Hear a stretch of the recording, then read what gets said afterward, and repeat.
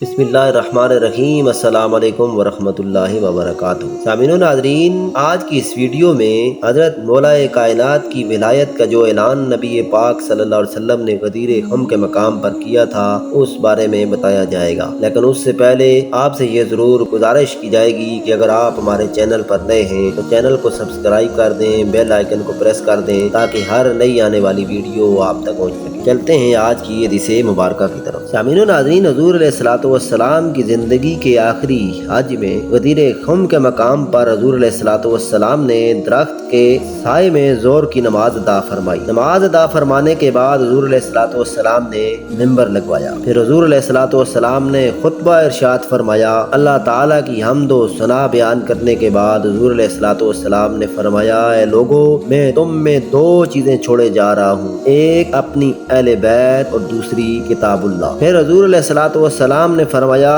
کہ کیا تم جانتے ہو کہ میں مومنوں کی جانوں سے بھی زیادہ قریب ہوں؟ تو تمام صحابہ کرام نے عرض کی، قالوا بلا، انہوں نے کہا ہاں یا رسول اللہ، بالکل ہم گواہی دیتے ہیں کہ آپ مومنوں کی جانوں سے بھی زیادہ قریب ہیں۔ پھر فرمایا کہ کیا تم گواہی دیتے ہو کہ میں تم سب مومنوں کی جانوں کا ولی ہوں؟ سب نے عرض کی، یا رسول اللہ، آپ سب مومنوں کے ولی ہیں۔ جب حضور علیہ الصلوۃ والسلام نے اپنی ولایت کی گواہی تمام صحابہ کرام سے لے لی اور مومنوں کی جانوں سے زیادہ قربت کی گواہی بھی اپنے بارے میں لے لی، تو پھر حضور علیہ الصلوۃ والسلام نے حضرت مولا کائنات کا ہاتھ پکڑ لیا اور ہاتھ فضا میں بلند کر کے حضور علیہ الصلوۃ والسلام نے فرمایا، من کنت مولا ہو فہذا علی مولا، لوگوں سن لو، جس کا میں مولا ہوں اس کے علی مولا ہے، میرے بعد اب علی تمہارا ولی ہے۔ حدیث میں آتا ہے کہ جب حضور علیہ الصلوۃ والسلام نے اپنی ولایت کا اعلان فرمایا اور حضرت مولا کائنات کی ولایت کا اعلان فرمایا تو حضرت عمر اٹھے، بلکہ ایک روایت میں آتا ہے کہ حضرت عمر اور حضرت ابو بکر صدیق دونوں اٹھتے ہیں اور کہتے ہیں، مبارک ہو اے علی، تیری صبح و شام تے ولایت لکھی گئی ہے۔ حضرت عمر کہتے ہیں کہ خدا کی قسم، آج کے بعد اے علی آپ میرے بھی مولا ہیں اور قیامت تک آنے والے ہر مومن کے مولا ہیں۔ اس طرح حضرت مولا کائنات کی ولایت کا اعلان